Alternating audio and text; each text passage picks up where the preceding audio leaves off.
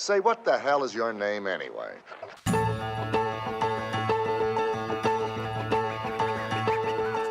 Bon, ben, bienvenue tout le monde. Épisode numéro 2, Cinéma Balado. T'en penses quoi de Cinéma Balado? Benoît, il critiquait mon choix de titre. Écoute, c'est un choix intéressant, Ouais. mais ça se distingue de par sa médiocrité. What the fuck? Tu me dis ça de même? Pourquoi? Non, mais on peut y penser un peu, là. Comment t'appellerais ça un balado qui parle de cinéma? Oui, c'est simple, mais t'as aucune autre idée quoi appeler. Quelque chose de catchy, qui se dit bien.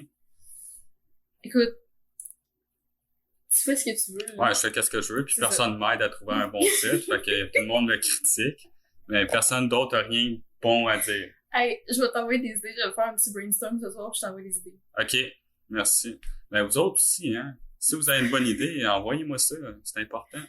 Aujourd'hui, épisode numéro 2, on parle du cinéma de genre. Ça va être une petite édition, là, un petit classique tout au long des podcasts. Durant un épisode au complet, on va décortiquer un genre de film.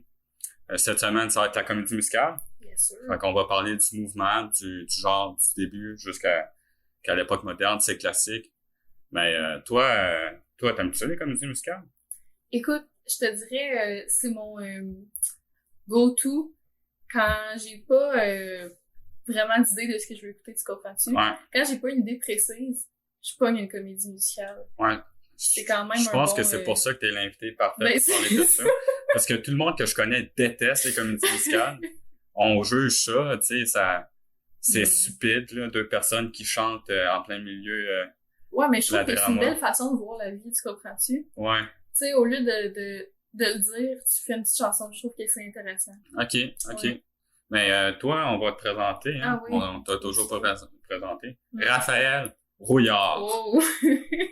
Benoît aussi, il aimait pas ça quand je disais le nom de famille au complet. Ouais. Ben, c'est un peu déstabilisant. OK. Ben, je vais juste t'appeler Raph. Ok, c'est bon. Ça me va. Fait que toi, Raph, c'est quoi ton introduction au cinéma? Écoute, j'étais petite, je suis allée voir Monster Inc. au cinéma. Oui, classique. Un Ouais. de mes films préférés. Ah ouais. Mon premier film, depuis ce temps-là, écoute, je suis une personne changée. Ah ouais? Oh ouais. Ouais. Monster Inc., là, ça m'a... En 2003, t'avais 3 ans. Ouais. OK. Je m'en souviens pas, mais on m'a dit que c'était ça mon premier film. Fait que je me Puis, suis dit... tu t'es dit, ça m'a changé la vie. Ouais.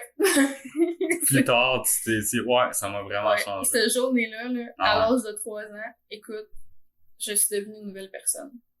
Puis, depuis ce temps-là, est-ce que tu continues à écouter le cinéma? Bien sûr. Ben oui, t'as pas... Ben, je sais pas, on dirait que c'est comme... dans ma routine de Ah ouais? comme... Ouais. Tu sais, de checker des films, puis de vérifier qu'est-ce qui sort, puis aller voir, tu sais. C'est quoi que t'as écouté dernièrement? Dernièrement, ben j'ai écouté le nouveau film de Tarantino, Ouais? parce que, écoute, pas le choix. Positif ou négatif? Très positif, là. Bon, t'es de mon Ouais. bord. Ben oui, je suis ton bord, ouais. Non, moi, j'ai trouvé ça le fun, pour vrai. Puis, j'ai aimé ça comme...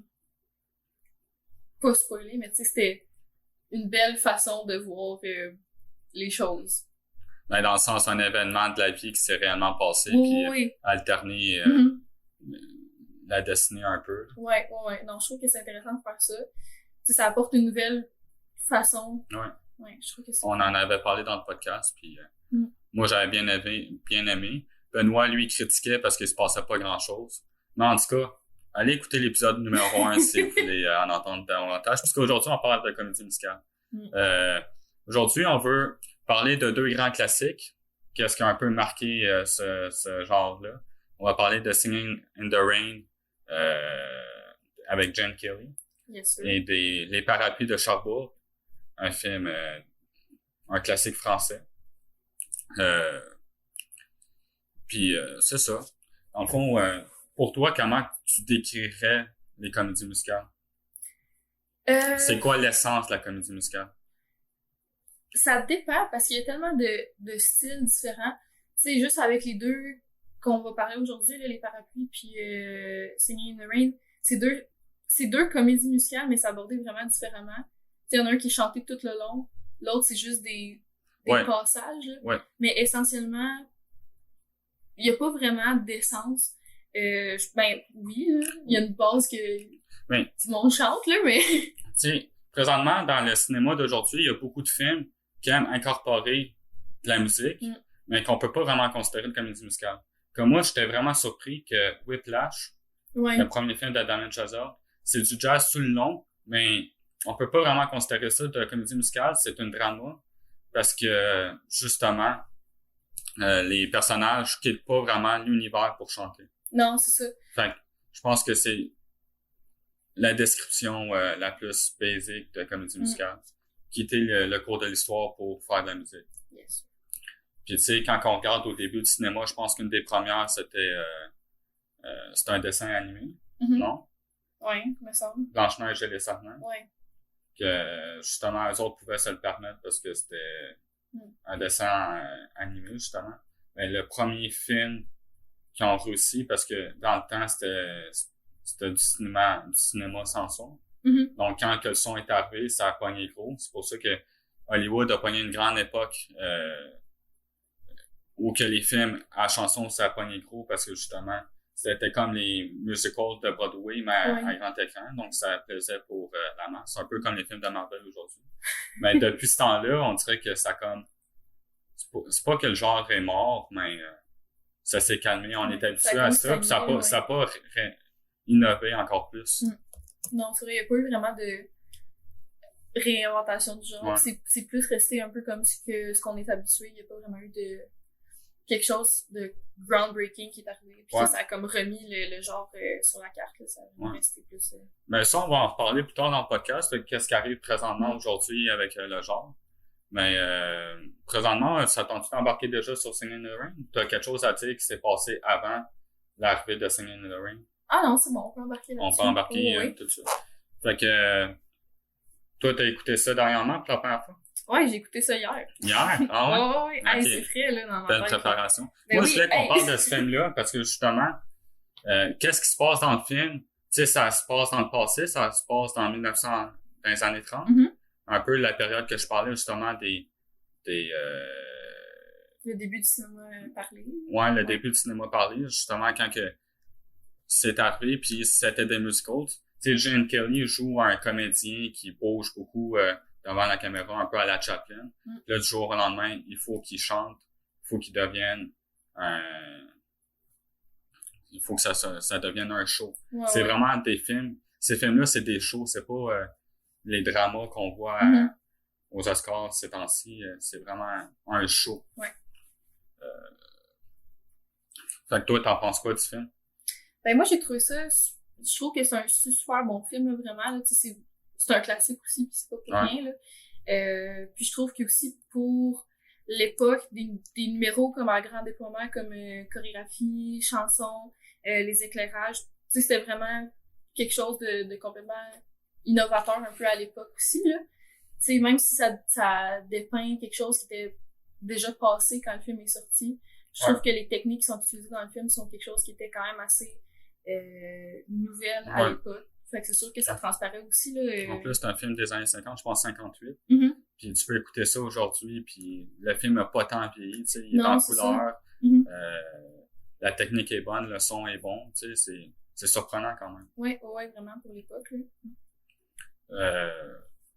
Fait que toi, c'est positif pour l'aspect technique. Ouais. Ben, le film en tant que tel, l'histoire, qu'est-ce qui se passe, ça t'a moins marqué? Ben, ça reste un film classique, là, ça suit vraiment la structure narrative. Non, c'est ça, tu sais, c'est une habituelle. structure, c'est quand même basic, là. Mais je trouve que ça en prend aussi des affaires comme classiques pour faire une fondation pour d'autres trucs, parce que s'il n'y a pas une bonne fondation, tu peux pas vraiment, après ça, aller développer genre plus... Ouais, c'est bien dit. Plus tard, là. Tu sais, il faut quand même quelque chose de solide. Je trouve que ça, c'est vraiment le meilleur exemple d'une bonne base pour, après ça, développer un style pour d'autres trucs qu'on connaît maintenant. Parce que je pense que sans ça, il n'y aurait pas pu avoir vraiment d'adaptation de musical, de Broadway. Tu sais, vraiment plus développé s'il n'y avait pas eu à la base des films comme Singing in the Rain pour placer ça. Puis je pense aussi qu'ils l'ont très bien fait. Tu sais, ils l'ont joué safe, mais leurs personnages sont drôles, sont attachants, comme qu'il me le faut. Moi, ça me dérange pas les films quand ils ont la structure classique puis qui changent pas vraiment le cours des films qu'on s'attend, mais tant que les personnages sont attachants, tu sais, Gene Kelly joue un comédien, c'est le best guy dans le film. Ouais. Puis justement, par contre, ça stéréotype un peu les personnages. Dans le sens que... Oui, c'est tout des stéréotypes. Ouais, ben oui. Ça n'a pas vraiment de profondeur. Il y a un personnage qui est juste là pour avoir une mauvaise voix. La belle gueule, puis la mauvaise voix. Ouais, non, Puis c'est la star hollywoodienne que quand que le cinéma parlant arrive, elle est comme à mal chaud. prise, là. Ouais. Tu sais, c'est drôle. Ça ajoute quand même encore le côté drôle d'Hollywood de cette période-là. Chose qu'on a perdu avec le temps un peu. Nos films, ces temps-ci, sont tous sérieux, avec des grosses productions. Donc, c'est rafraîchissant de voir que avant, on faisait des films vraiment légers. Ouais. Puis ça, c'est un film de studio, tu sais. C'est un film que c'était un film pour apporter de l'argent. C'est un film d'Hollywood. Ça n'a pas vraiment... c'est pas vraiment l'image d'un réalisateur en tant que tel. C'est un travail d'équipe. C'est pas vraiment un travail d'une seule personne.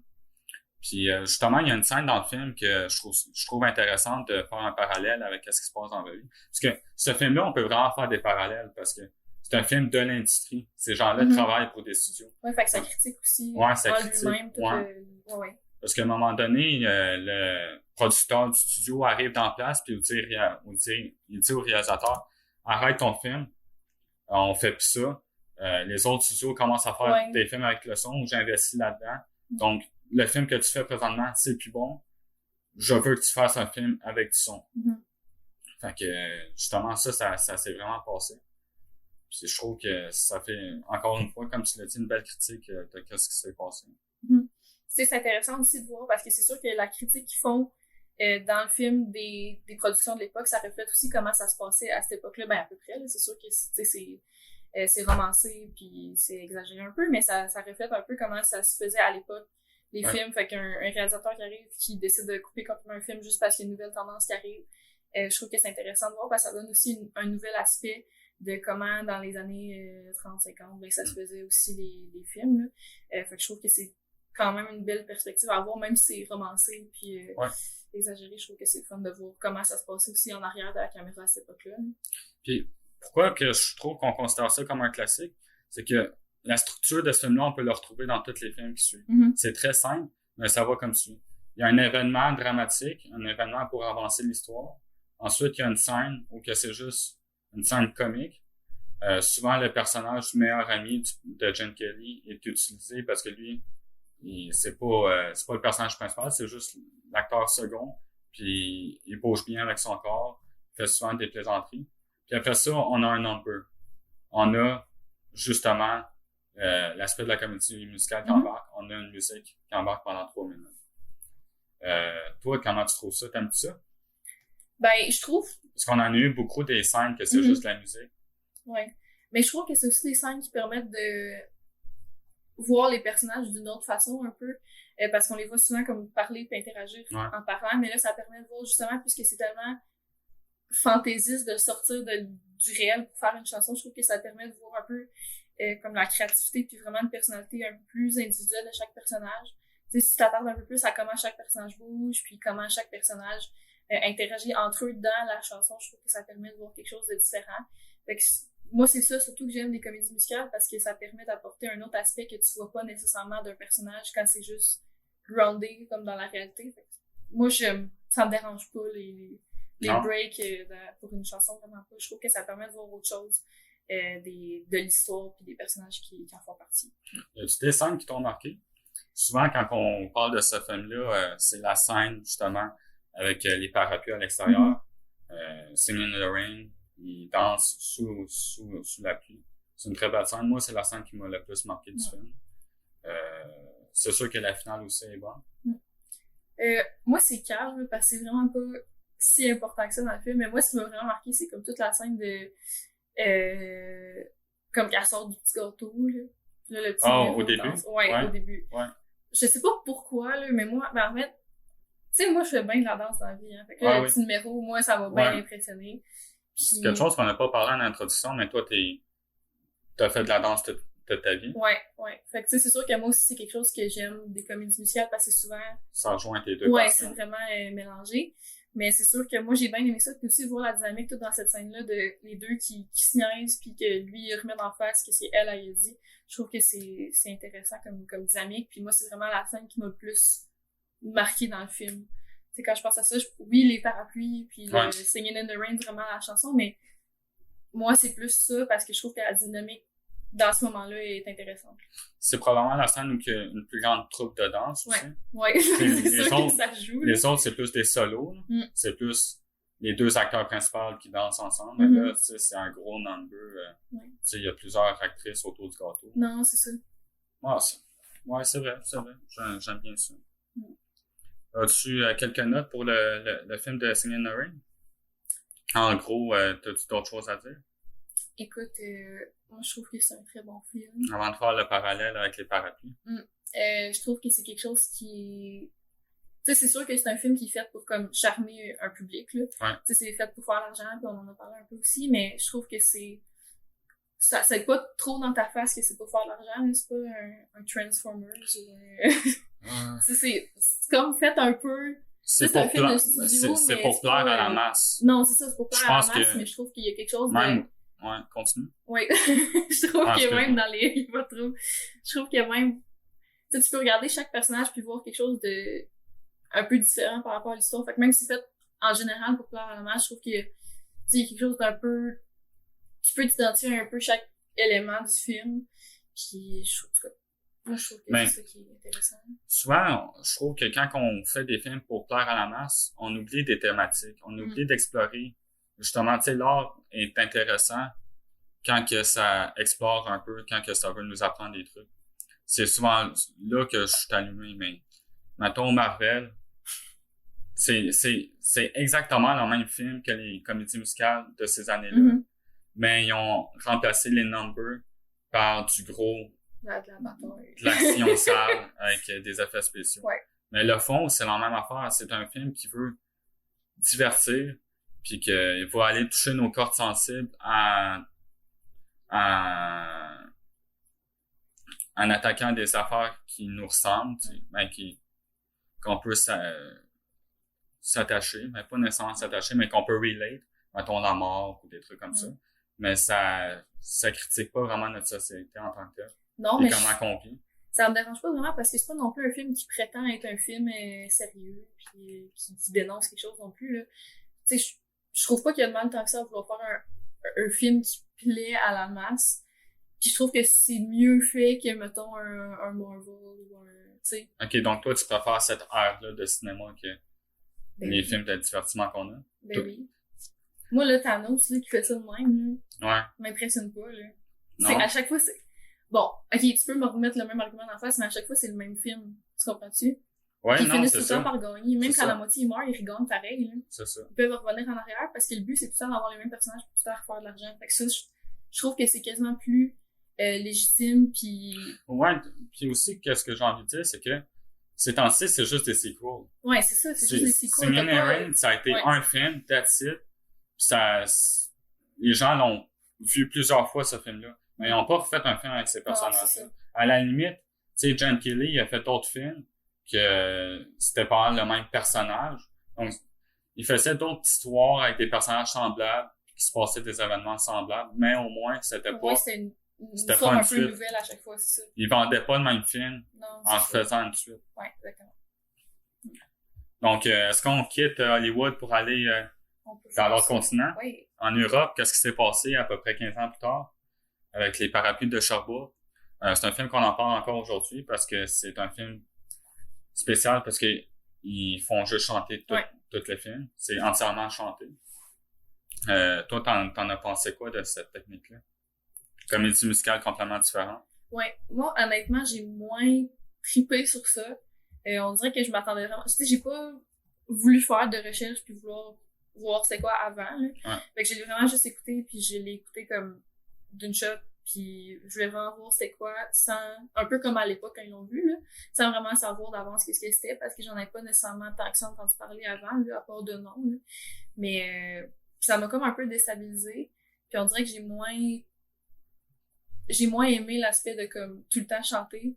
On dirait qu'au début, j'ai comme attendu que... Je pensais que le début, quand il chantait, c'était comme l'intro. Ouais. Puis j'étais comme... c'est vraiment une longue intro, cette affaire-là. Puis là, ça finit que l'intro, c'était 25 minutes, puis ça finit que le film était fini, puis c'était l'intro tout le long, qui chantait tout le long. Fait que on dirait que j'aurais comme aimé ça, avoir des bouts de dialogue, parce que j'ai l'impression que la chanson, tu sais, c'était tout le temps le même refrain qui revenait, mais d'une autre différence, c'était tout le temps aussi pas mal les mêmes phrases qui se répétaient dans le film. Fait qu'à la fin, j'avais juste l'impression d'avoir entendu genre une conversation de 10 minutes entre deux personnes, mais c'est un film d'1h30. Oui. Le film est structuré en 3 actes, beaucoup plus évident que Singing in the Rain. C'est probablement la structure de 3 actes la plus évidente jamais conçue. Ben oui. C'est clairement, il y a des breaks puis il y a des dates. Donc le film commence où que les 2 personnages principaux, ils s'aiment. Après ça, le deuxième acte, c'est que l'homme quitte. Puis elle se remarie. Moi, c'est un classique, on peut spoiler un peu, là. Puis, tu sais, on va en parler en profondeur du film, fait qu'on va dire les grandes lignes. Troisième acte, il revient, puis elle est plus là. Donc, lui, il doit refaire sa vie. Donc, moi, personnellement, j'ai adoré le troisième acte. Ouais, je trouve que le troisième acte, c'est le plus intéressant. Le plus intéressant, c'est vraiment des émotions... Ben, c'est là que tu viens toucher des émotions plus profondes que juste comme on a 16 ans puis on s'aime, c'est donc beau, puis oh my god, mon jeune il est en Angleterre. C'est là que le drame embarque. Ouais. Puis pour vrai, moi, honnêtement, les Parapluies de Sherbrooke, je l'avais bien aimé à la première écoute à cause des couleurs. Je trouve que c'est un très beau film. L'introduction aussi, ben en fait, où qu'on voit, tous les noms des gens qui participent, c'est un shot sur une ruelle. Puis les gens font juste marcher en ligne droite, toujours parallèle, sous la pluie avec des parapluies. Fait que j'ai trouvé ça, c'était une super belle séquence. C'était très beau. C'est un film avec des aspects que je trouve plus... c'est un film de Jacques Demy. Donc déjà là, à la base, c'est un réalisateur de la Nouvelle Vague. En France, c'est un réalisateur qui a son côté artistique, chose que Singing in the Rain n'avait pas. Donc c'est là qu'on peut faire un peu le clash entre des films de studio puis le film qui appartient à une idée artistique seulement. Toi, tu sembles être plus du côté, j'ai plus apprécié le spectacle créé par une équipe et non pas par la seule vision de l'artiste. Mais c'est sûr que moi, pas que j'ai pas aimé le film, mais c'est juste qu'entre les deux, j'ai préféré l'autre parce que moi, toute ma vie, j'ai comme vu des shows pis tu sais là, c'est rendu, faut que je mette des affaires en scène pis que j'organise des éclairages. Fait que c'est sûr que moi, quand je vois quelque chose de plus produit, mettons. Plus théâtral. C'est plus théâtral un peu, je peux plus, tu sais. Puis avec le temps, en plus, j'embarque de plus en plus parce que c'est juste, tu sais, en plus, maintenant, je sais comment faire les affaires de même, puis je sais comment faire des numéros, puis comment faire des éclairages, puis comment faire des déplacements. Fait que là, c'est sûr que moi, j'ai vu ça, puis j'ai plus embarqué que, mettons, quelque chose de plus sobre, un peu. Ouais. Les Parapluies de Sherbrooke délaissent un peu les numbers musicales, parce qu'il y en a tout le temps. Ouais, c'est puis tout le temps. Puis il veut vraiment juste s'attaquer au drame du film, au drame des personnages, puis en ayant de la musique. Moi, tu sais, c'est rien de remarquable comment ils chantent la réplique. Non, c'est ça. On dirait que le réalisateur s'est dit, c'est cool de faire, parce qu'il y en a refait des films comme ça. C'est pas son seul film chanté entièrement. Tu sais, c'est cool, c'est une belle, un beau style. Mais c'est très difficile de rendre ça pertinent tout au long. Fait que dans le fond, quand il y a des répliques, les chanteurs font juste dire la réplique avec un ton d'une sonorité. Ils font juste la chanter, mais c'est pas nécessairement les plus belles voix. La musique en arrière est bien basic. C'est quasiment juste... Tout le temps quasiment la même affaire, mais un peu modifié. Fait qu'encore là, il y a aucun number qui nous impressionne dans ce film-là. Ben, il y a pas vraiment de number. Non, c'est ça. À part la shot d'intro avec les parapluies, il y a pas vraiment de... C'est tout le temps dans les mêmes 3-4 places. J'essaie d'y penser, puis il y a aucun aspect musical qui m'a vraiment fait... Je pourrais même pas te chanter le refrain, puis là, tout le long, là. Non, c'est ça. Wow, c'est bon, tu sais. Qu'est-ce qui fait vraiment la magie de ce film-là, puis pourquoi on en parle encore? Je pense vraiment que c'est la relation amoureuse entre les deux personnages. Puis là, encore là, c'est une structure narrative assez classique. Ouais, c'est quand même assez... Mais ça va quand même assez deep à la fin. Tu sais, les deux personnages ont connu une relation amoureuse vraiment passionnée. Puis, quelques années plus tard, ils se revoient après des années sans savoir vu. Puis on se demande vraiment, est-ce qu'ils sont heureux? Qui est le plus heureux au final? Puis je pense que n'importe qui voit le film aurait une vision différente du film. Ouais, mais c'est ça, toi, mettons, là, toi, c'est qui tu penses à la fin qui est le plus heureux? Ben, c'est l'homme. Ok, ouais. Ouais. Parce que la fille, elle a pas l'air Elle a pas l'air heureuse. Je veux dire quelque chose. Sa mère, c'est une grosse bitch. Non, mais honnêtement, je l'ai détestée. Ben oui, à chaque fois qu'elle était ça. Non, mais moi, tout, je trouve que c'est le pire personnage. C'est le pire personnage, puis elle fait quasiment pas de sens. Parce qu'à un moment donné, elle dit à sa fille, t'as juste 17 ans, tu peux pas te marier. Puis elle répond, oui, mais maman, je suis un amour. Puis là, elle force à se marier avec un gars qu'elle aime pas. Elle se force à se marier avec un gars beaucoup plus vieux, mais que tu caches. Ouais, c'est ça. Là, le film s'explique en disant, ouais, mais là, elle va perdre sa compagnie de parapluie parce que elle est rendue pauvre, elle peut pas payer. Mais, qu'elle rentre dans le trou, là. Non, c'est ça. Puis je trouve que, justement, ben, ça vient un peu avec ce que tu dis, mais les personnages, ils tiennent pas leur point de vue. Tu sais, la mère, au début, est comme, marie-toi pas, t'as juste 16 ans. Puis 20 minutes après, elle est comme, ce gars-là, il est vraiment hot, il est vraiment riche, puis j'aimerais vraiment ça que tu te maries avec pour qu'on ait de l'argent puis que je puisse vivre puis me faire coiffer à chaque semaine. Là. Puis un film de 1968 qui force ses personnages à se marier. Ouais, c'est un peu... Ça, j'ai trouvé ça difficile. Ouais, j'ai trouvé ça difficile. Je trouvais ça un peu intense, là. J'étais comme, me semble comme 1900... Tu sais, je connais pas trop la culture française, je sais pas si dans ce temps-là, c'était accepté, là. Tu sais, au Québec, non. Là. Au Québec, non, mais on dirait que même en France, en tout cas, je suis pas experte là-dedans, là, mais il me semble que même à l'époque, ça se faisait plus vraiment. Là. Ouais. Surtout comme suggérer un mariage. C'est... Plus que je repense, je trouve que la relation est forcée parce que la nouvelle relation de la dame, parce que la jeune fille est pas... elle démontre jamais... d'intérêt. De l'intérêt, jamais attirée par cet homme-là. Puis en plus, elle porte l'enfant d'un autre, de celle qu'elle a toujours aimé. Puis il est juste parti 2 ans. Non, c'est ça. Fait qu'elle l'attend pas à cause de sa mère, puis... Elle est comme malheureuse toute sa vie à cause de ça. Je trouve que c'est un peu... C'est vraiment forcé. Je pense pas que ça se passerait de même. Ben non, c'est ça, mais les personnages tiennent pas leur point de vue. Tu sais, ils respectent leur point de vue. La fille, au début, elle voulait attendre le gars, puis dès que sa mère, elle pousse un peu pour qu'elle marie l'autre, elle marie l'autre. Tu sais, il y a personne qui reste fidèle à qu'est-ce que lui voulait faire. Il y a personne qui défend son point de vue, puis qui stand up for himself. C'est tout le temps juste fais ça, ok, je vais le faire, puis ils suivent tout un peu comme qu'est-ce que chacun dit de faire de l'autre, mais il y a personne qui fait vraiment qu'est-ce que lui veut faire, qu'est-ce que depuis le début il promouvoit un peu, là, mais ça, j'ai trouvé ça un peu décevant par rapport au développement des personnages, parce qu'il n'y a pas vraiment de développement, parce qu'ils font juste suivre qu'est-ce que l'autre lui dit de faire, c'est jamais vraiment qu'est-ce que toi tu veux faire, puis qu'est-ce qui te suit. Ben, au final, toi, tu le considérais-tu classique, ce film-là? Ben, tu penses on peut le re-regarder aujourd'hui et dire ça a innové vraiment. Ça, c'est quelque chose d'important. Puis qu'on le retrouve dans d'autres films. Parce que moi, on me l'a présenté dans mon cours de cinéma au cégep. Puis le prof, il dit c'est un film très important puis tout. Mais on dirait qu'on se passe seulement pour le style du film. Ouais. Juste parce que c'est un film chanté entièrement.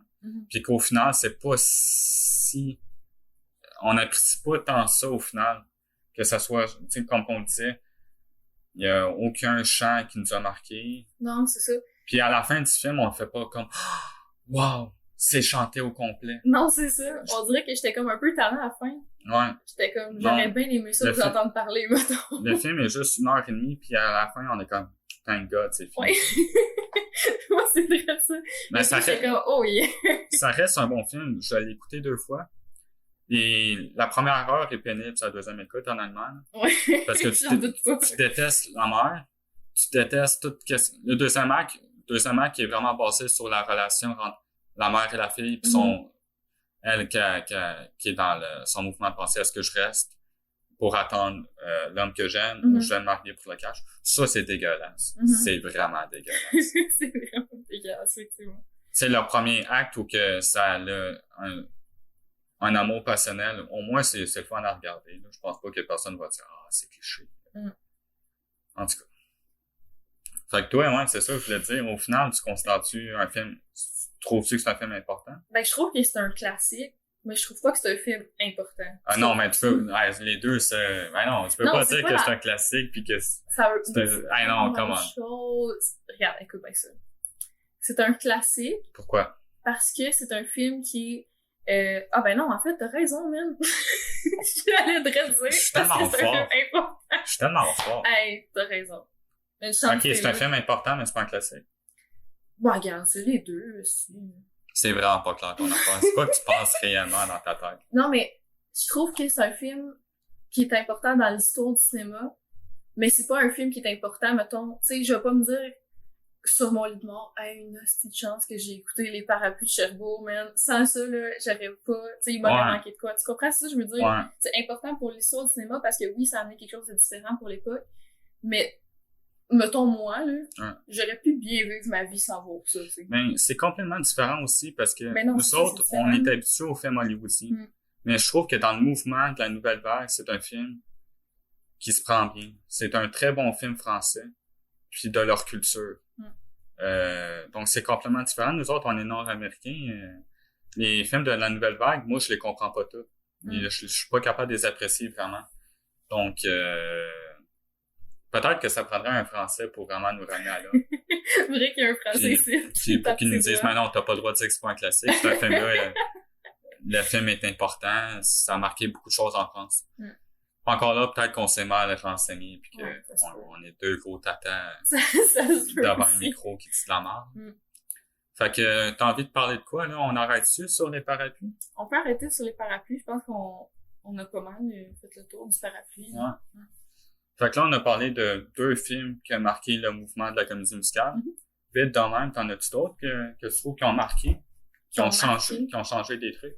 Qui ont changé des trucs.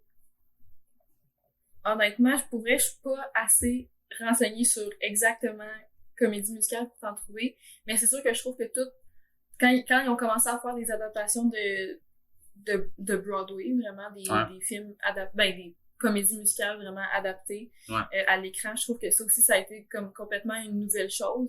Parce que ça amenait, tu sais, c'était des trucs qui étaient classiques puis qui étaient populaires à l'époque aussi, mais ça les amenait vraiment plus accessibles aux gens. Fait que je trouve que pas nécessairement un film en particulier là-dedans, ben il y en a, là, puis j'en ai tantôt qu'on va en parler, mais c'est sûr que je trouve que tout ce mouvement-là d'amener des classiques de Broadway à l'écran, je trouve que ça aussi, ça a été quelque chose d'assez important puis qui a quand même beaucoup changé les choses. Hein. Moi, je suis complètement un tas de marde quand ça vient de Broadway. Là. Je suis jamais allé. Ah non. Puis, tu sais, tout le monde dit c'est tellement important, c'est tellement, ben oui, c'est important, c'est beau, c'est de l'art avec un gras. Ben, moi, comédie musicale au théâtre, déjà là au théâtre, je suis pas capable. La comédie musicale, ça rentre pas vraiment avec moi. Mm. Fait que tu peux-tu en parler un peu plus? S'il te plaît. Écoute, Ça tente. je suis pas une experte, mais je suis une bonne initiée. Tu comprends? Ok. Je trouve que c'est sûr que, est-ce que dans ta vie, tu manques quelque chose, tu vas pas voir une comédie musicale sur Broadway? Non. Okay. Si c'est pas quelque chose qui t'intéresse, je pense pas nécessairement que t'as besoin d'y aller. Mais c'est sûr que si ça t'intéresse un peu, je trouve que c'est intéressant d'aller là-bas puis de vivre l'expérience. Parce que c'est complètement autre chose. Tu sais, voir Glee puis voir un... Mais qu'est-ce que je veux dire, c'est que on dirait que Broadway, c'est tout le temps la même recette. Ben, c'est sûr, là. C'est sûr que c'est tout le temps pas mal pareil, mais... Quand tu penses comme n'importe quel film aussi, là. Non, ça, c'est pas vrai. Attaque pas les films comme ça. Les films ont tellement de genres, tellement de mouvements différents. Des Broadway aussi. Non, mais c'est parce que Broadway, pour moi, c'est une pièce de théâtre chantée avec des numbers. That's it, that's all. Mm-hmm. Puis, ok, t'es en accord? Ben oui, mais tu pourrais dire la même chose des films d'horreur. Tu donnes du monde qui se font tuer. Oui, mais encore là, qu'est-ce que je veux dire, c'est que... Ok, là, tu vas me dire, le théâtre a plusieurs sous-branches. Catégories, ouais. Broadway, c'en est un, puis le cinéma. Parce que moi, mon argument, c'est-à-dire, le cinéma, tu peux voir beaucoup plus de palettes. Ouais, mais moi, je vois comme le Broadway comme un... Okay, ben, c'est ça, comme une branche du théâtre en général. Fait que moi, j'aimerais qu'on fasse Broadway versus comédie musicale. Ben, Broadway, c'est 1000 fois supérieur. Voyons! OK, argument. Argument. Numéro 1. Un film, là, tu peux regarder ça 15 fois. Oui, tu vas avoir des choses différentes après plusieurs écoutes, mais ça reste tout le temps... Ils vont cligner des yeux au même moment. Ils vont dire... il va y avoir la même pause après la même joke à chaque fois pour que tu aies le temps de rire. ça va tout le temps être la même, tu sais, c'est tout le temps la même expérience que t'as. Pas nécessairement de façon subjective, mais objectivement, c'est tout le temps exactement le même film, le même timing, tu sais. Pas nécessairement d'accord. T'as le droit. Je respecte les points de vue des autres. Par contre, Broadway, chaque soir, c'est différent. C'est un art qui est vivant, tu comprends-tu? Le cinéma aussi, mais c'est pas la même sorte de vivacité. Parce qu'un Broadway, t'as pas toujours le même public. Fait que si ton public rit plus, tu laisses plus de temps après tes répliques, tu peux te tromper de réplique puis devoir improviser. Fait que je trouve que c'est quelque chose de totalement... Tu sais, tu pourrais aller voir la même comédie musicale 4 fois dans la même semaine, j'aurais jamais le même show, tu comprends-tu? Moi, je trouve que ça donne plus de possibilités au public, tu comprends? Moi, c'est ça que je préfère des Broadway versus les musicals. T'as le droit d'être en désaccord, par contre. Vas-y, c'est à ton Non, tour. c'est bien dit. T'as partiellement raison. C'est juste qu'un film, je trouve que ça a le plus de substance avec le temps. Un film, quand que tu le revisites, tu peux voir des choses que t'as pas vues sa première écoute. Ça, je l'ai dit dans mes affaires Oui, aussi, là. tu l'as dit. Je trouve qu'il y a quelque chose de vraiment magique à un film qui essaie de dire quelque chose par son contenu. Puis, il va rester avec nous longtemps. Tandis que les comédies musicales de Broadway, pour moi, c'est un spectacle. T'enjoy la ride pendant 2 heures. Tu quittes là, tu t'en vas dormir. Tu repenses plus. Tu sais, ton prix du ticket, ton prix du billet sera bien comblé. Mais est-ce que 15 ans plus tard, tu vas en repenser à cette pièce de théâtre-là? Puis est-ce que tu vas dire, cette pièce de théâtre-là a vraiment changé des choses dans le mouvement artistique? Tandis que des films, comme Singing in the Rain, 50 ans plus tard, on se dit, ah ouais, ce film-là a été vraiment important. Mm-hmm. Ben, il y a plein de comédies musicales qui sont aussi, pas des comédies, ben là, en tout cas, c'est maintenant, mais mettons des pièces de Broadway. Ouais. Tu sais, mettons Hamilton, là, c'est quelque chose qui a complètement redéfini le théâtre de Broadway, là. Ouais, ben, Tu sais, tu peux finalement, aborder des termes sérieux, même en faisant des petits numbers, en claquant les doigts, puis en faisant de la claquette, là. Tu comprends-tu? Tu peux aborder des termes comme, tu sais, Hamilton, c'est... ouais, c'est juste complètement différent. Ben, c'est ça, c'est deux trucs différents, mais... On est de 2 milieux différents, on aime plus un milieu. Il y en a pas un qui est meilleur que l'autre, là. Ouais. Non, mais, ouais, c'est ça. Non, mais je dis pas que j'aime ça, là, le cinéma. Ouais. Mais mettons, entre écouter Chicago, le film, ou aller voir Chicago, la pièce sur Broadway, Fly Me to New York, là, tu comprends-tu? Ok. Moi, c'est Fly Me to mon Christ de divan. Parce que, veux-tu que je te dise la vérité? Vas-y. Plus que t'en parles, là, tu commences à me craquer. Le cinéma, là, tu peux tellement faire des séquences différentes que juste, je suis assis, puis ils sont devant moi, puis ils jouent. Non, la caméra, elle bouge, elle peut faire des plans différents. Au montage, tu peux tellement jouer avec l'image pour dire quelque chose de différent. Chose que le film a fait, chose que la pièce de théâtre n'a pas fait. Est-ce que t'as déjà vu un décor tournant sur une scène? La vérité, c'est que... Le décor tourne, c'ti. Zou, zou, zou, zou, zou. La pièce change. Oui, t'es assis physiquement, mais t'es aussi assis dans l'hostie de cinéma, là. C'est juste que la caméra tourne, la scène tourne. Tu comprends-tu? Qu'est-ce que moi mais là, je veux c'est pas dire? un débat de Broadway versus cinéma en général. C'est un débat comédie musicale versus Broadway. Non. Parce que oui, t'as des bons points pour le cinéma en Non, mais moi, général. j'ai écouté les 15 premières minutes de Chicago parce que j'étais pas capable de dormir hier soir. OK. Puis la vérité, c'est que les 15 premières minutes, moi, je vais aller le réécouter tout de suite quand on a fini ça. Parce que c'était tellement impressionnant, juste le montage des images.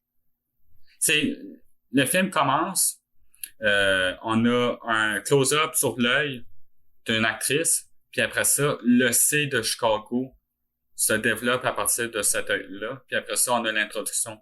Juste ça, mettons juste les parapluies de Sherbrooke, quand on voit justement le plan où que les gens marchent parallèlement sous la pluie. Mm-hmm. Juste ces plans-là, c'est merveilleux. C'est un aspect visuel, c'est quasiment un œuvre d'art que tu pourrais aller voir au Musée des Beaux-Arts. Ben oui, je suis d'accord avec toi. C'est tellement une belle shot.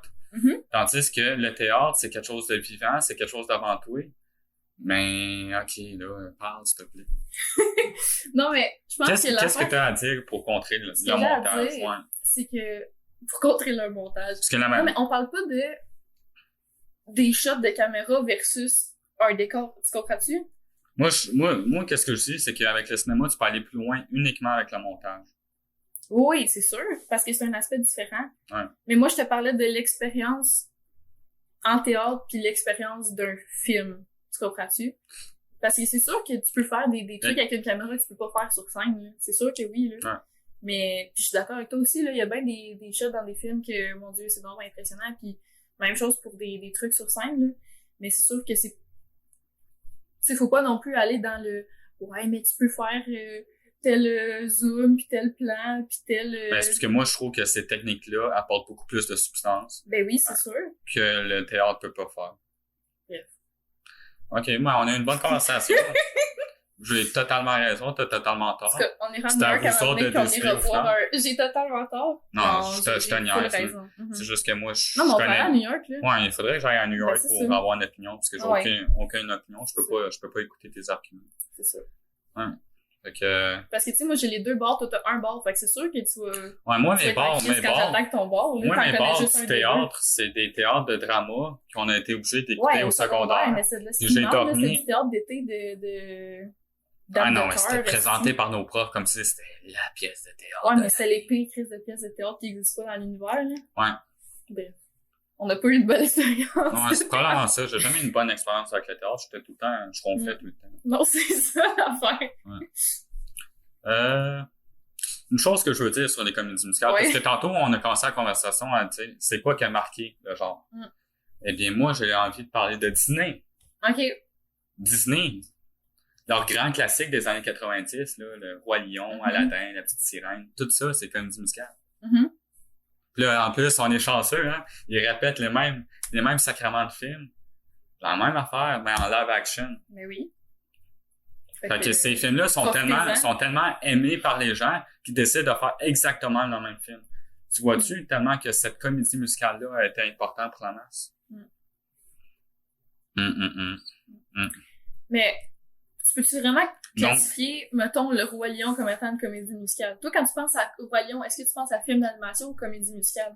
Non, mais c'est parce que c'est les deux, man. Ouais, c'est les deux, mais moi, je trouve que c'est un film d'animation, mais tous les films d'animation, souvent, en tout cas, dans le Disney, là, je te parle pas de, mettons, un film d'animation japonais qui est un petit métrage tout, là, mais, tu sais, mettons, non, hey! Parce que moi, qu'est-ce que je... OK, continue. Non, continue pas. Qu'est-ce que je veux dire, c'est que l'animation et le réel, c'est complètement différent. Mais je trouve que les deux peuvent se rejoindre sur la comédie musicale. Tant qu'il y a des numbers, that's it, that's all, c'est une comédie musicale. Le Roi Lion, c'est une comédie musicale. Tu sais, c'est sûr qu'il y a des branches de drama. Hey, mon père vient de mourir, il faut que je vienne le roi, puis l'autre est méchant. C'est sûr que ça. Mais à la base, ça reste une comédie musicale, parce qu'il y a des numbers, il y a de la musique. You know? Et tu sais, tout le monde chante Hakuna Matata. C'est probablement le number de comédie musicale le plus important. Puis ils l'ont mis sur Broadway aussi, le Roi Lion. Hein? Ils l'ont mis sur Broadway aussi. Ils ont mis Shrek. Ouais, je sais. Moi, je veux tellement aller le voir. T'imagines-tu Rock All Star?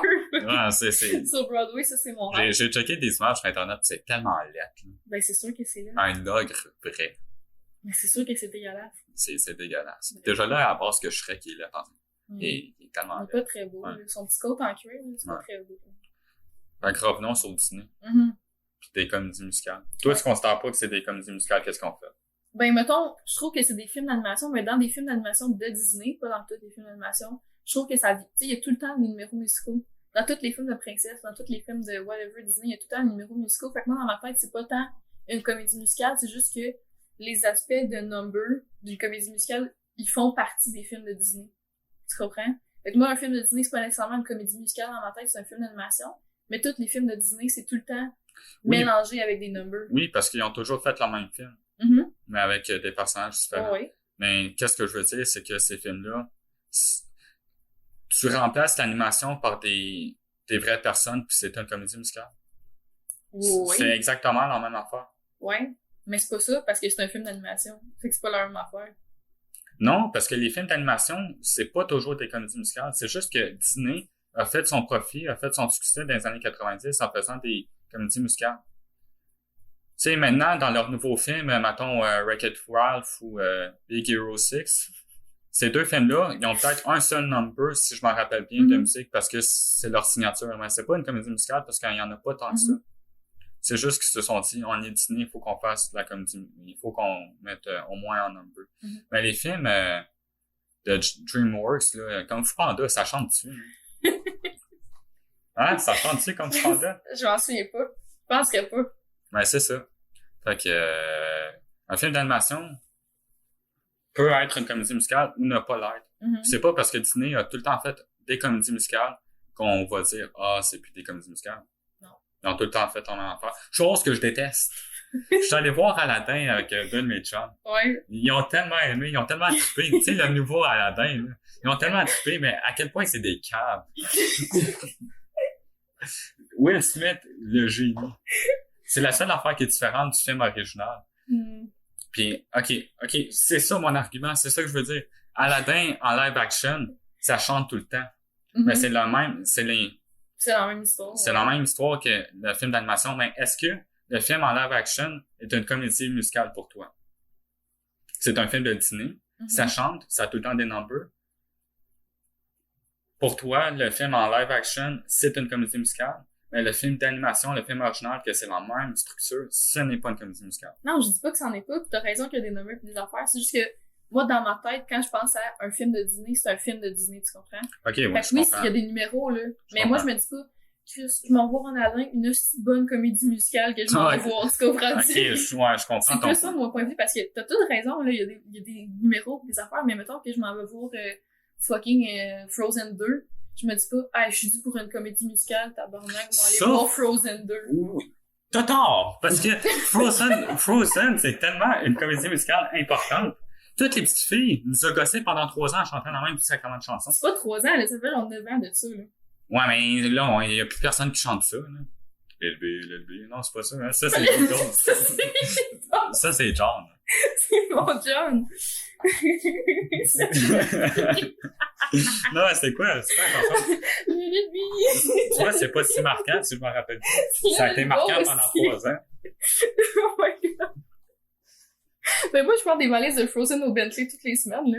Fait que c'est peut-être encore relevant, je sais pas, là. Ouais.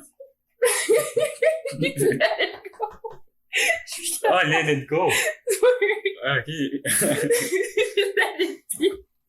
OK. Ça, j'ai dit John Lennon.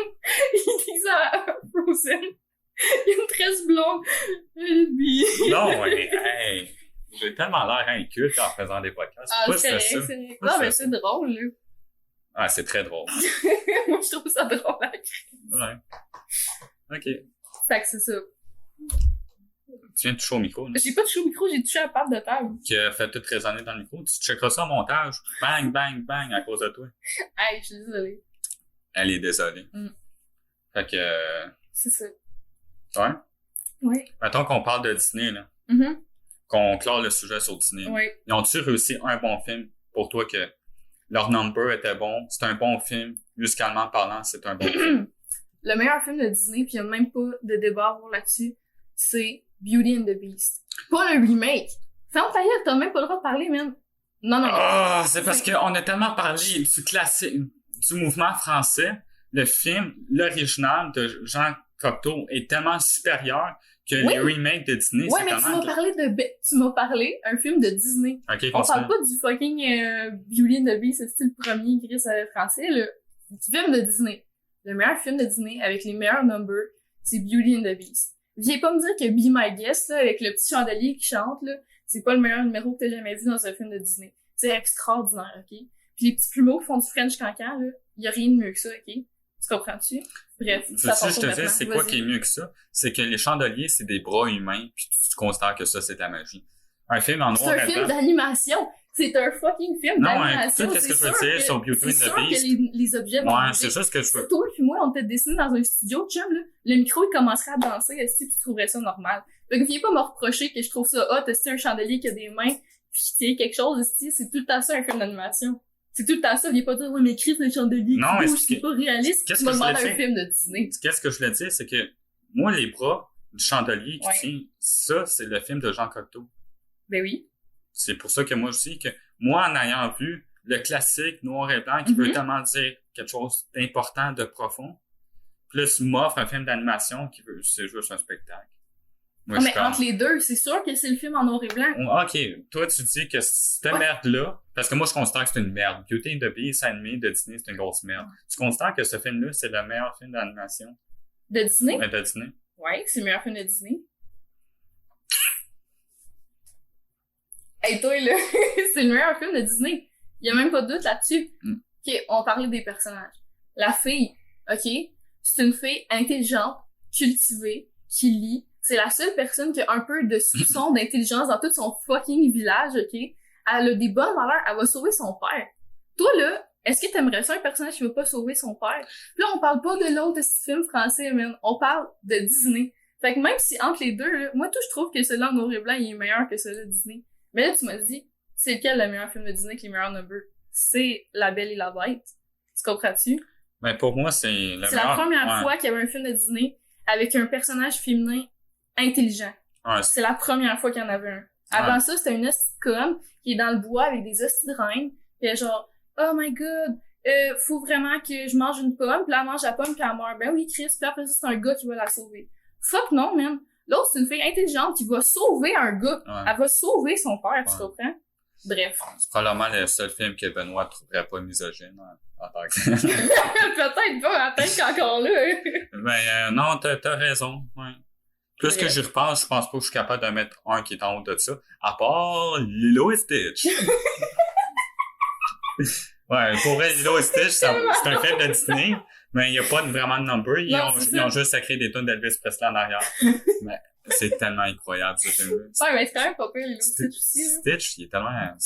il est iconique. C'est pas des mimes de Shrek qu'on devrait faire. C'est des mimes de Stitch. Quoi que ça gâcherait un peu mon enfance. Ton expérience, ouais, c'est vrai que ça gâcherait l'expérience. Restez loin de Stitch, s'il te plaît. On touche pas à Stitch. Fait que, on est-tu déjà rendu qu'on parle des films d'aujourd'hui? Hein? On pourrait faire ça. Ben, les 10 dernières années, on finit bientôt la décennie, hein. Puis, qu'est-ce qui a marqué cette décennie-là dans la comédie musicale? Écoute, moi, je trouve que ce qui a marqué dans la décennie ou dans les années 2000? 2010 à aujourd'hui. 2010 à aujourd'hui. Ben, c'est sûr que tu peux pas vraiment passer à côté de La La Land. Ouais, c'est la comédie. C'est le plus gros, non, mais c'est le plus. C'est la comédie musicale la plus c'est la comédie musicale classique qui est la plus classique, là. C'est la comédie musicale qui suit le plus les règles. Mais ça n'a pas vraiment changé la donne pour la comédie musicale. Ça n'a rien changé, c'est juste une bonne comédie musicale. Ben, c'est ça. Mais moi, qu'est-ce que je veux parler, c'est plus des comédies musicales dans les 10 dernières années qui ont changé la donne. T'as pas d'exemple? Ben non, mais j'ai pas d'exemple parce que c'est... OK. Qu'est-ce qui a marqué cette année? Mettons, cette année, il y a un nouveau film, Rocketman. Ouais. C'est la vie d'Elton John. Il y a un nouveau mouvement de film qui a commencé avec Straight Outta Compton. Mais que c'est... On parle des comédiens qui ont déjà existé, qui ont une brillante carrière, puis on fait une comédie musicale avec ça parce qu'on reprend leur succès. Bohemian, tu peux finir le mot puisque je le manque tout le temps. Rhapsody. Merci. Ça, c'est complètement controversé. Ça a été gagné meilleure comédie ou c'était un drama en plus. En tout cas, ça a gagné aux Golden Globes. Ouais. Ça a été nominé pour meilleur film aux Oscars quand que c'est un film complètement atroce. L'as-tu vu? Non, je l'ai pas vu, mais j'ai entendu des très belles choses sur ce film-là. C'est complètement atroce. Toutes les scènes sont dégueulasses. OK, Rami Malek est bon, là, mais les tonnes de Queen sont bons, là, mais c'est dégueulasse. Mais tout ça pour dire que ce film-là, après Bohemian... Rhapsody, excuse, j'avais pas Merci. compris ton cue. Il y a eu 2 films cette année qui ont suivi le même genre.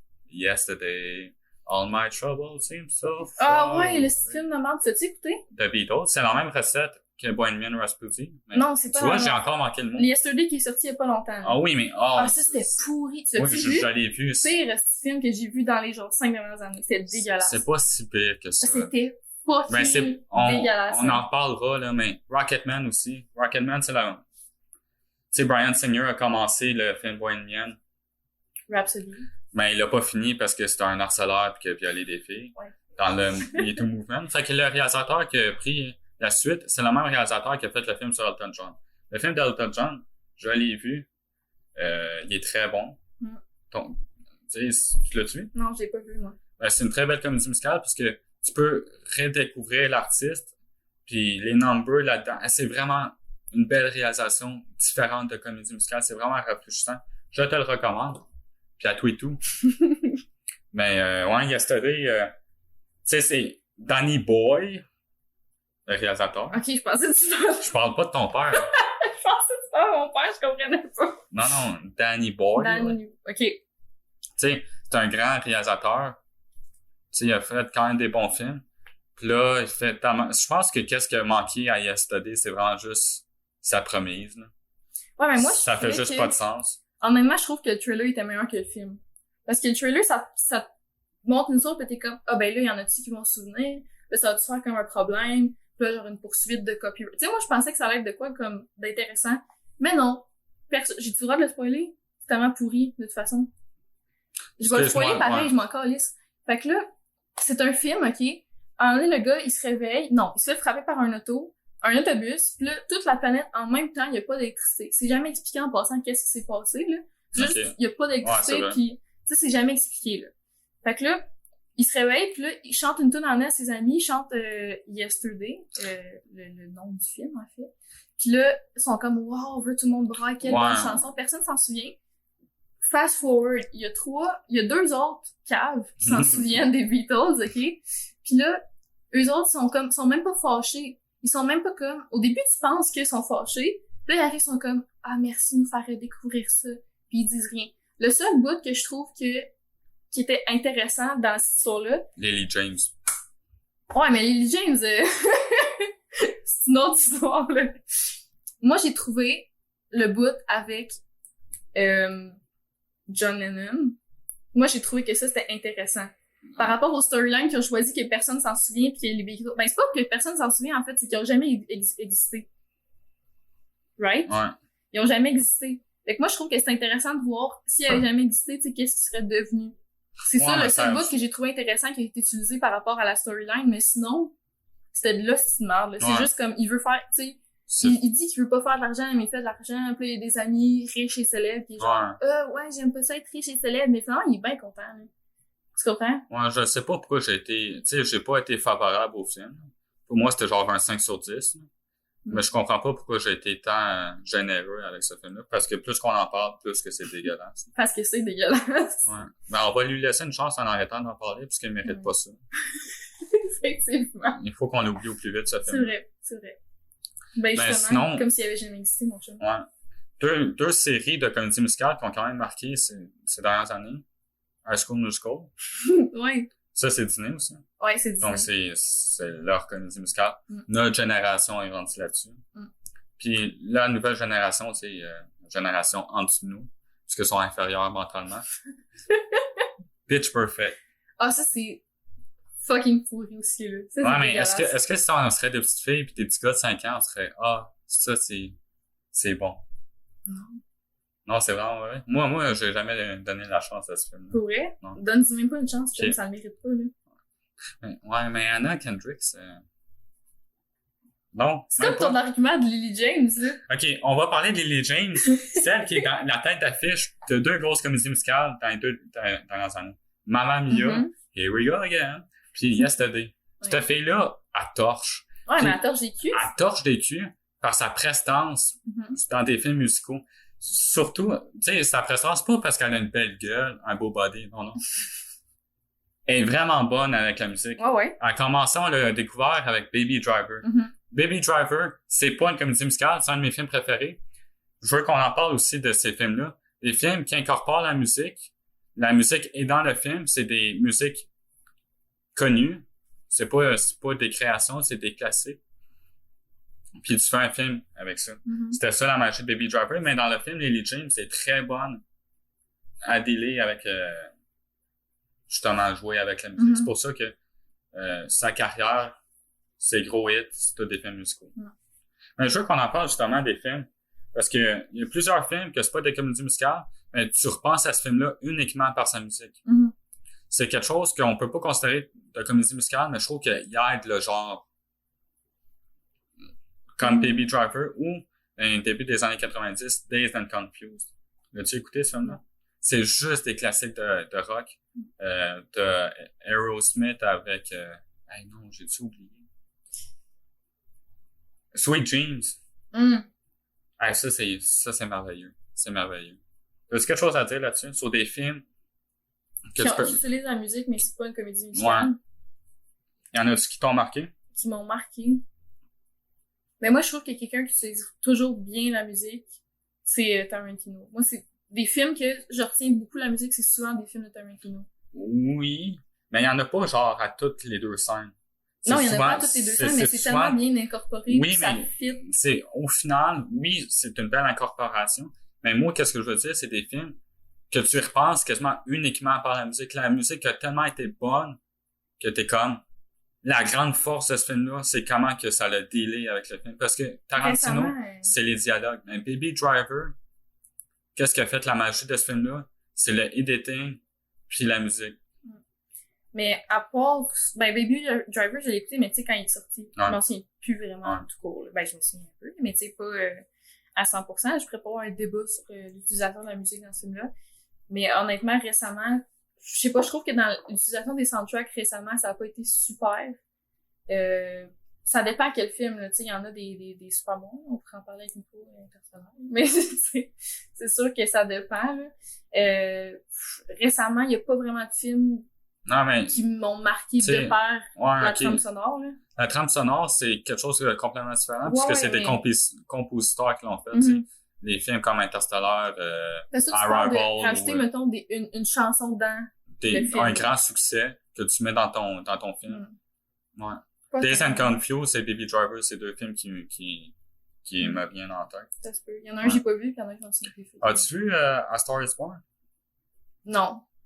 Ok, on peut pas en parler d'abord. Grande comédie musicale de l'année passée, puis on peut pas en parler. Ben, regarde, je suis loin de... Ça me tentait pas de l'écouter. Non? Non. Comment ça? Parce que je trouvais pas ça très intéressant. Pourtant, c'est un autre classique des comédies musicales.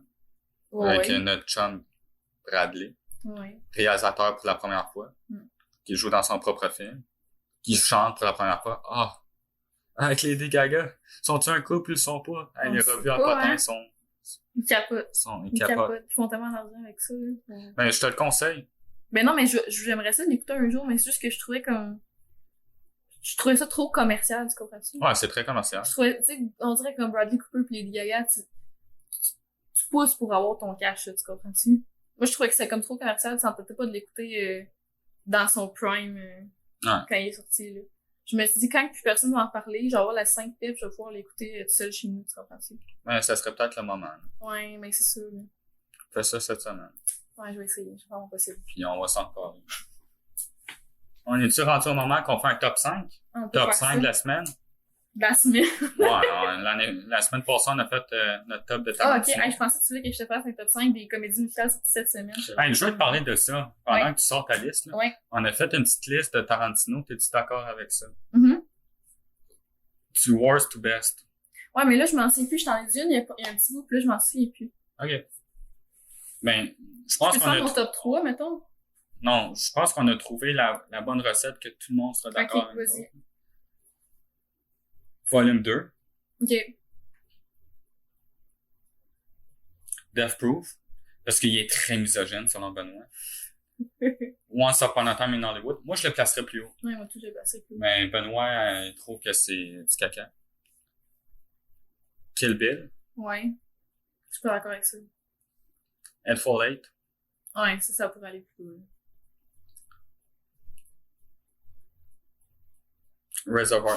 Jackie Brown. Reservoir Dogs. Django.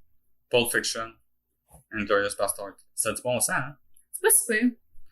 Peut-être qu'on a inversé Kill Bill. Le bas de ta liste, c'est pas... Ouais, mais c'est des films qui ont moins marqué, là. Tu sais, c'est des favoris pour nous autres. Moi aussi, je les passerais plus haut, mais ils ont moins marqué. En tout cas, de ta liste, t'as ton top 5. J'ai ma liste. Fait que là, qu'est-ce qu'on va faire? On va parler des 5 films favoris de chacun de comédie musicale. On va aller à tour de rôle de sa 5e position. Après 4e. OK. Fait que commence avec ta 5e position. Number 5. Numéro 5. un extraordinaire Rocky Horror Picture Show. Ok, ouais, je l'ai pas écouté, ça. Tu l'as pas écouté? Il était sur ma liste. Ouais. Hostie, c'est fucké, man, mais c'est tellement hot, là. C'est aussi un peu mauvais, mais je trouve que il y a une certaine magie dans un film pas très bon. Tu comprends-tu? Ouais. Puis je dis pas que c'est, ma liste en passant, là, je prétends pas que c'est les meilleurs films, les meilleures comédies musicales. Mais c'est mes préférés, tu comprends-tu? Ouais. Fait que Rocky Horror Picture Show, il y a des très bonnes chansons là-dedans que moi j'écoute dans ma petite vie, là, puis j'écoute ça, puis je jam dans ma petite chambre avec ça. Je trouve que c'est vraiment... T'as-tu une liste de 17 aussi? Ouais, j'ai juste écouté 17 films comme du musical. Ok, ouais, mais tu vas pas de me sortir les 17, là? Non, j'ai placé les 5 premiers. Mais c'est ça. Moi, je trouve que Rocky Horror Picture Show, c'est vraiment quelque chose de... Ouais, c'est un culte classique. Ouais, ça il a tellement joué dans les pièces de théâtre. Mm. Ouais, je l'ai découvert, ce film-là, puisqu'il est dans le... Il est dans... The Perks of Being a Wallflower. Mm-hmm. As-tu... Ouais, non, je l'ai pas écouté, mais je sais pas. Avec Emma Watson. Mm-hmm. Dans ce film-là, justement, les acteurs, c'est des jeunes dans les années 90, puis pour gagner du cash, ils sont acteurs dans cette pièce de théâtre. Mm-hmm. Fait que je trouvais que, tu sais, il y a des drag queens, non? Pas nécessairement des drag queens, ouais, mais ouais. c'est... Ouais. Fait que c'est quand même avant-gardiste un peu. Ouais, c'est vraiment avant-gardiste comme c'est film. vraiment... Ça a des thématiques de sexualité différentes. Ouais. Ouais. Mais non, moi, je trouve que c'est un film vraiment intéressant, puis ça aborde des sujets aussi que, à l'époque, qui n'étaient pas tant parlé, puis même de nos jours, c'est pas tant parlé. Mm-hmm. Il y a aussi une très, très grande place de la sexualité dans ce film-là, là. C'est quand même assez... tu sais, mettons, j'amènerais pas un kid de 13 ans voir ça, tu comprends-tu? Ouais. Genre, c'est un film qui est plus un peu... pas mature, parce que c'est tellement abordé de façon ridicule, mais tu sais, c'est... Il y a une grosse place, genre, à la sexualité dans ce film-là, mais je trouve que c'est tellement comme... pas grossier, mais c'est tellement comme présent, puis exagéré, que Mm-hmm. c'est que... Je sais pas, moi, je trouve que c'est bien fait, là. Il y en a qui pourraient trouver ça intense un peu, là, mais moi, je trouve que c'est bien fait, puis je trouve que c'est un film qui est quand même important dans mes films préférés. OK. Ouais. Toi, Écoute, moi, pour mon top, j'ai tellement honte, là. Ouais, mais je vois ça, c'est quand même impressionnant. J'ai pas assez de films. Mm. J'ai pas vraiment une grande culture des comédies musicales. Je sais pas pourquoi qu'on passe ça à l'épisode 2. Faudrait qu'on s'en reparle après 200 épisodes. On recommencera. Ouais. Quand que mon catalogue sera plus enrichi. Mais moi, il y a certains réalisateurs que je trouve qui ont vraiment une belle touche pour les comédies musicales. Et mon premier choix, parce que je veux exclure Singing in the Rain et les parapluies Sherbrooke, Okay. parce que sinon, d'après moi, ils seraient dans mon top 5. Mm-hmm. Je veux parler des films qu'on considère pas vraiment quand on parle de comédie musicale. Okay. Mon premier film, c'est un film qui est sorti l'année passée, qui s'appelle Hearts Beat Loud, réalisé par Brett Hawley. C'est un film vraiment doux. Je l'ai écouté avec ma mère. Ma mère aime pas vraiment les films. Dès qu'il y a un peu de sang, dès qu'il y a un peu de sexe ou de violence, elle décroche. Mais c'est un film tellement charmeur, si je peux dire. C'est une relation entre un père et une fille, que la musique fait partie de leur famille. Dans le sens, le père a une business de vinyle. Il vend des vinyles pour sa vie. Mm-hmm. Puis évidemment, les vinyles sont plus vraiment à l'heure du jour. Fait qu'il est un peu blasé par sa job. Les vinyles, vu qu'ils sont revenus à la mode, fait en sorte que sa business est juste capable de payer le loyer. Mais lui, c'est un musicien il a manqué sa carrière, mais sa jeune fille est excellente. Fait que lui, il veut jouer de la musique avec sa fille a une très belle musique. Fait que lui, il sort sa guitare, sa fille sort sa voix, puis ils font un single sur Spotify. Mm-hmm. Le single va en flèche. Déjà là, je trouve que c'est un aspect vraiment peu exploité ces temps-ci au cinéma, mais Spotify, puis comment tu peux devenir viral du jour au lendemain par un single qui est sur leur grande playlist. Mais c'est tellement nouveau aussi que c'est tellement nouveau que ça pas tant que ça exploité, là. Ouais. Fait que ce film-là exploite ça. La fille, elle veut aller étudier en médecine ou quelque chose comme ça. Le père, lui, c'est un artiste, c'est un musicien qui est rendu vieux, il est dans sa cinquantaine, puis il a manqué ça, puis il aimerait ça partir un band avec sa fille. Mais sa fille a d'autres intérêts. Fait que c'est vraiment le clash entre relation par-fille. Mm-hmm. Puis les musiques là-dedans sont tellement... C'est des musiques différentes. C'est pas des musiques de grands numéros. C'est des musiques que tu écouterais dans les playlists de Spotify, Good Vibes ou, Ouais. you know. Ouais, je vois, genre. C'est du indie pop. OK.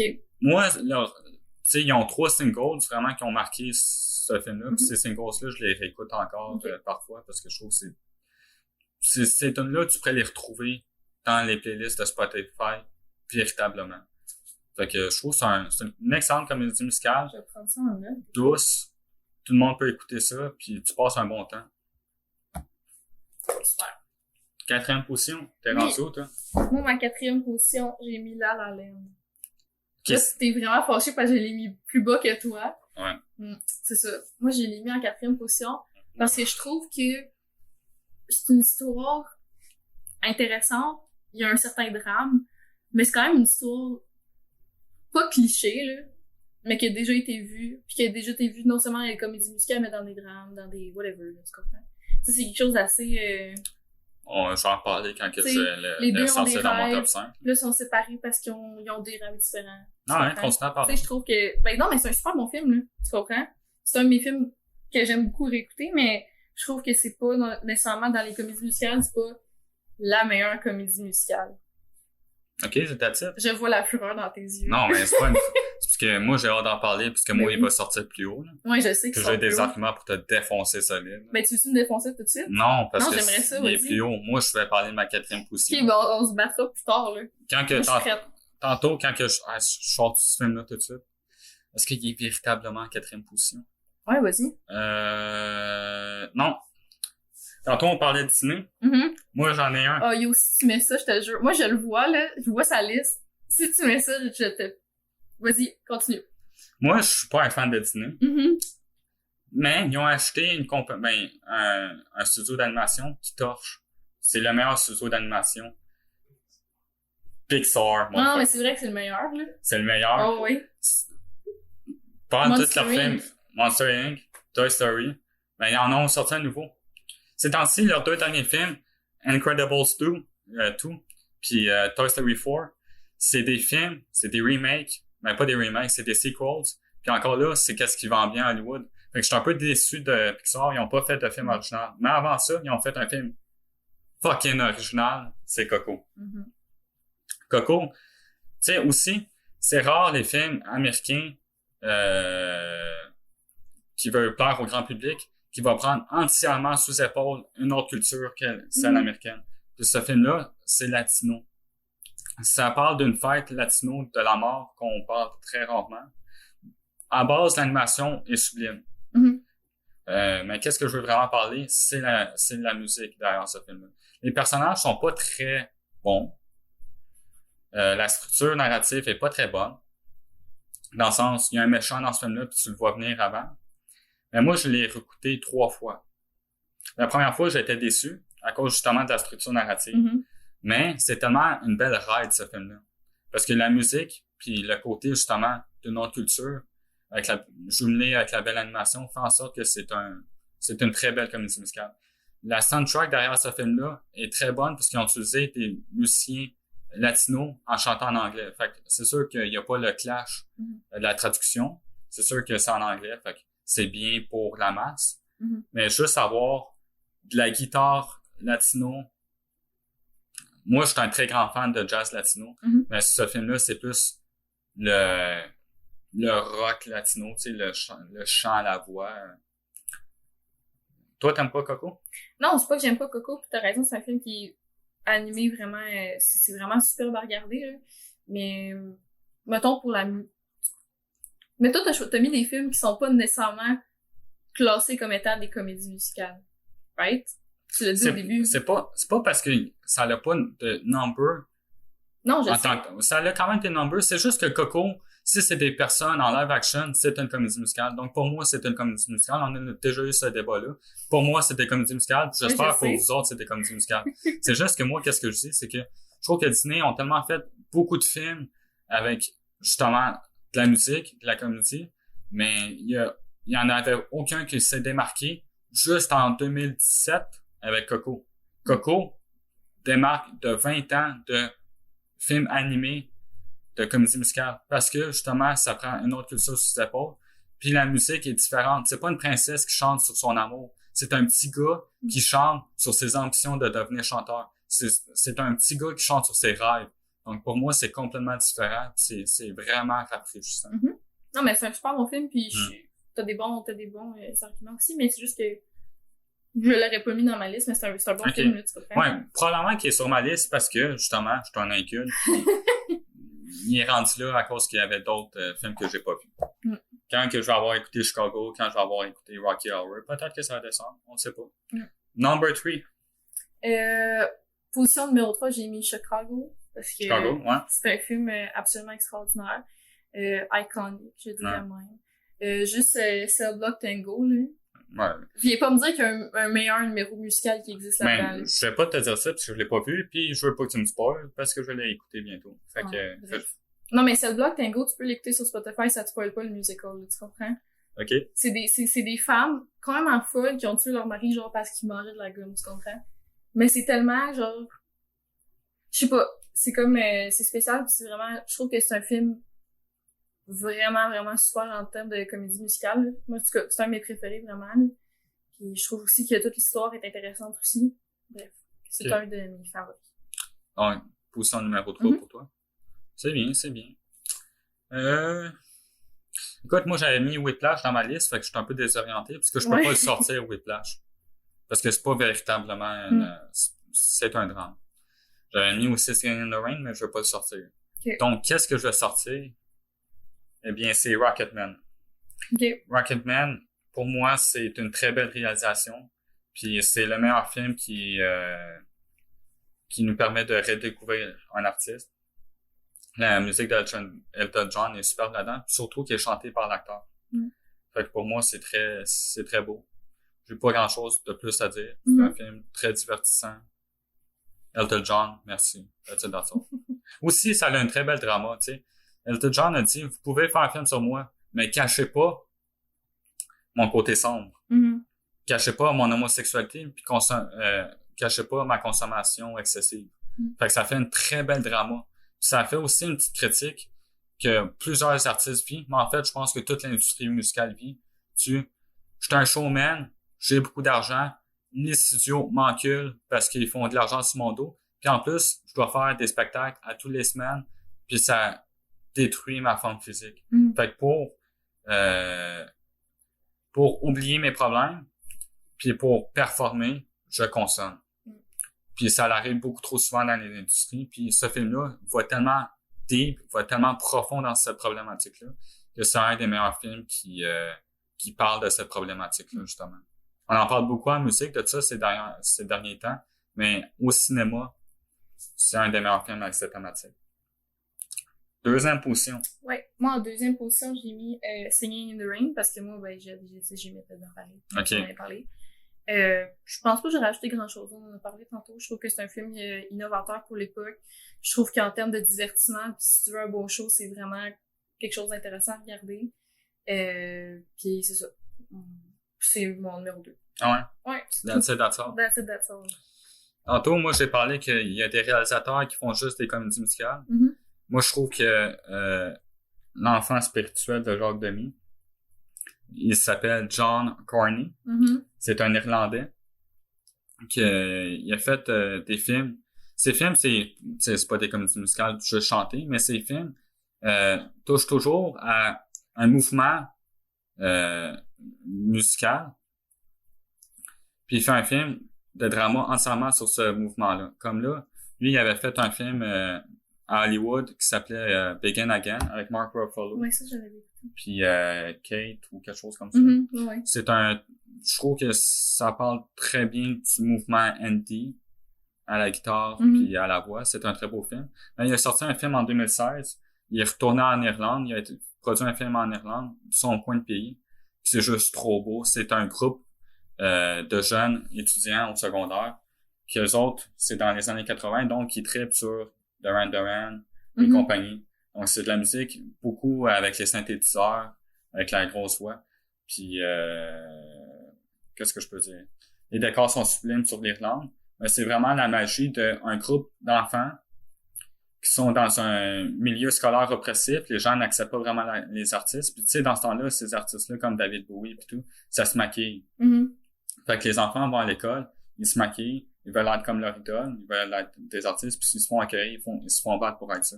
Fait que ce film-là explore vraiment le côté d'un artiste qui se définit, qui dit « Je suis comme ça, puis je m'accepte », qui est à me faire oppresser. Fait que pour moi, c'était vraiment powerful. Puis la musique là-dedans, il y a de la musique originale, puis qui fait vraiment un bon retour aux années 80. Fait que je trouve que c'est le meilleur film de John Carney. Puis c'est un nom à surveiller pour quand on parle de comédie musicale, puis il est beaucoup trop souvent overlooked par les grands classiques. Mais ces films sont d'actualité, sont meilleurs que les films de studio comme A Star is Born et compagnie. That's it. Good. Première position. Number one. En première position, c'est un film que je suis sûre que tu connais peut-être même pas. C'est un film fait en 2007. C'est ma comédie musicale préférée. C'est extraordinaire. Ce film-là, je peux l'écouter 3 fois par semaine. J'écoute la trame sonore à chaque fois que je m'en vais travailler. Ça s'appelle Across the Universe. C'est une comédie musicale basée sur les chansons des Beatles. Toutes les chansons là-dedans, il y a aucune chanson originale, c'est juste des chansons des Beatles, mais il y a jamais de référence aux Beatles. C'est comme s'ils n'existaient pas. Okay. Un peu en fait, c'est tout ce que Yesterday aurait aimé être, tu comprends-tu? Puis personne connaît ce film-là. Ah ben, il est quand même pas pire. Bref, c'est un film, c'est fantastique. Toutes les chansons sont tellement bien traficotées dans l'histoire, c'est vraiment quelque chose de extraordinaire. Moi, c'est vraiment un de mes films préférés pour vrai. Puis je trouve que les chansons aussi, comment ils ont été reprises, parce que c'est toutes des chansons reprises, là, c'est pas... c'est vraiment quelque chose de connu, là. Tu sais, les chansons, tu les connais, puis tu les chantes, puis c'est tous des trucs que tout le monde connaît. Mais ça a tellement été bien refait, puis c'est pas une parodie non plus, c'est tellement bien... juste la production sonore, ça a vraiment été bien arrangé, puis les chansons sont pas comme l'original, mais sont pas non plus totalement différentes, c'est vraiment bien intégré.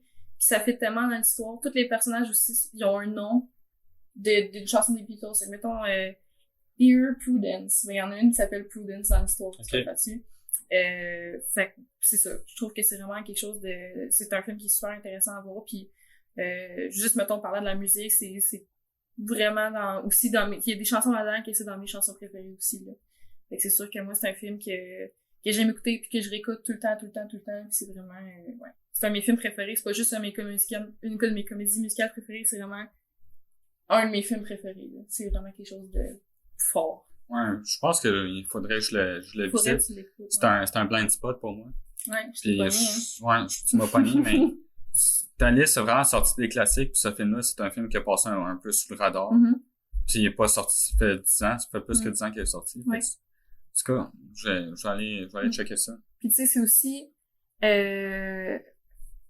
ça aborde des sujets parce que ça se passe à la même époque que les Beatles aussi. Tu sais, ça se passe dans la même époque, fait qu'il y a des références aussi à Janis Joplin. Ah, ok. Fait que tu sais, c'est vraiment quelque chose d'intéressant. Okay. Il y a des références aussi aux Beatles, même s'il n'existe pas dans l'univers. Tu sais, le fameux dernier concert des Beatles sur un toit à New York. Il y a un fameux dernier concert sur un toit à New York, tu comprends? Ok. Fait que c'est sûr que je trouve que c'est quelque chose qui est non seulement relié à l'histoire qui se passe, mais qui est relié aussi à l'histoire des Beatles puis à l'époque. Fait que je trouve que c'est vraiment quelque chose, tu sais, aussi il y a une grosse partie dans le film qui a rapport aussi avec la guerre du Vietnam. Fait que je trouve que c'est vraiment un film qui touche pas nécessairement juste à une comédie musicale, pas juste aux Beatles. Ça touche tellement d'aspects aussi de l'histoire, de la musique. Fait que je trouve que c'est vraiment quelque chose... En tout cas, je trouve que c'est un film que tout le monde devrait écouter. Ok. Ouais, c'est vraiment pas pire. Moi, je vais très mainstream pour ma première position. Toi, tu l'as déjà placé, il est beaucoup trop bas. Tu m'as mis en sacrement. Je sais pas. Non, mais là, je suis prête à me battre, là. T'es prêt à te battre? Mm-hmm. Je veux juste commencer à dire que moi, le cinéma, j'en ai parlé un peu durant le premier podcast. J'écoutais pas vraiment ça avant l'arrivée de mon premier film. Mm-hmm. Ben, du premier film de la liste, La La Land. Mm-hmm. Avant La La Land, j'aimais pas ça, les films. Mm-hmm. Je trouvais ça trop long et tout. Ouais, mais La La Land, c'est vraiment le film que juste par son aspect technique, visuel, j'ai retombé en amour avec le cinéma. Souvent, les gens n'aiment pas vraiment le film parce que justement, à cause de l'histoire. L'histoire, puis justement, la musique, si t'embarques pas avec les personnages puis l'histoire, c'est un peu difficile. Mais quand t'embarques dans le ride, parce que dès le premier number, les couleurs, juste les costumes, quand t'embarques dans ce spectacle-là, tu peux pas débarquer. C'est juste l'aspect visuel du film. Non, ça, C'est un régal. C'est oui. un régal. Mm. Puis moi, la musique, je l'ai sur un CD puis je l'écoutais dans mon char. CD. Puis là, ça fait combien de temps qu'il est sorti? Ça va bientôt faire 4 ans. 3-4 ans. Puis la musique, je peux encore l'écouter aujourd'hui puis je dis, ça, c'est une sacrée belle chanson. Ouais. Musicalement. Damien Chazelle fait tout le temps ses musiques, ses films avec le même compositeur qu'il a rencontré à l'école. Puis les deux font un sacré bon duo. Damien Chazelle, c'est un des meilleurs réalisateurs qui a émergé de la décennie. Il a sorti 3 films, puis ces 3 films, je trouve qu'ils ont réussi son but. La La Land, pour bien l'apprécier, il faut comprendre le but derrière ce film-là. Quand que tu comprends qu'est-ce qu'il a voulu faire avec ça, tu peux pas dire autrement que c'est très près de la perfection. Ah, mais c'est un bon film. Je dis pas que c'est un mauvais film. Là. Non, c'est pas ça. C'est que tu l'apprécies pas assez. Je l'apprécie en masse. Là. C'est probablement 2 très grandes performances. Oui, non, c'est sûr que pour les 2 acteurs, c'est deux rôles qui ont complètement changé la donne. C'est quelque chose de complètement différent pour les deux. Puis il y a un aspect aussi du film que c'est on regarde qu'est-ce qui a été fait par le passé, par les classiques de la comédie musicale. On fait quelque chose d'actualité avec les moyens d'aujourd'hui, les moyens techniques d'aujourd'hui. Chose que j'ai vraiment apprécié. On fait qu'est-ce qui réussit avec le genre, mais en utilisant vraiment nos techniques actuelles. Qu'est-ce que je veux dire aussi, c'est que malgré tout l'amour que j'ai à La La Land, c'est un de mes films préférés ever. C'est probablement dans mon top 3. Je peux pas nier que c'était une bonne décision qu'il se fasse massacrer de cette façon-là aux Oscars. La comédie musicale, on en a parlé beaucoup aujourd'hui. C'est un genre que je trouve qu'il y a beaucoup de limitations. Puis La La Land peut pas aller plus loin vraiment dans son genre. Pas nécessairement juste parce que c'est un genre, tu sais, l'horreur aussi, ou les films d'action peuvent pas vraiment aller plus loin parce que ça doit suivre les règles de son genre. Mais je sais pas où je voulais aller dire avec ça. Mais pour conclure que La La Land, c'est un film parfait selon moi, un film parfait de comédie musicale. Si t'aimes pas les comédies musicales, ben tu vas pas aimer ce film-là. Si tu trouves le genre important, ben pas important, mais intéressant, tu vas trouver le film intéressant. Parce que je trouve que c'est c'est un des plus beaux portraits de la comédie musicale. Non, mais c'est un film qui est super bien fait, puis c'est un film qui est super intéressant aussi. Mais c'est ça, c'est juste que je trouve qu'il y en a des meilleurs. Ça arrive. C'est tout. Mais c'est un bon film, là. Ouais. Oh oui, des bonnes tunes. Toi, j'ai une question à te poser, par exemple. Ton numéro musical préféré dans ce film-là? Planétarium. Quand ils ont commencé à voler Au début, t'es dans le mes amis autour de moi, ils ont quasiment levé de leur siège pour commencer à crier après l'écran.